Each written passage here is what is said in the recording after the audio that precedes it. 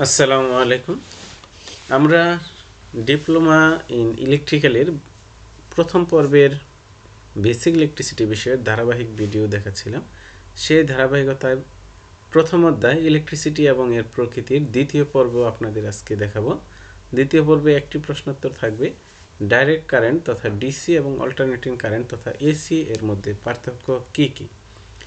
এটি সেমিস্টার পরীক্ষায় class test এবং পর্বমধ্য পরীক্ষায়ও থাকে। তাছাড়া চাকরির পরীক্ষায়ও, বিশেষ করে মৌখিক পরীক্ষায় এই প্রশ্নটা অনেক সময় করে থাকে, অনেক সময় রিটেন পরীক্ষায় এটি এসে থাকে।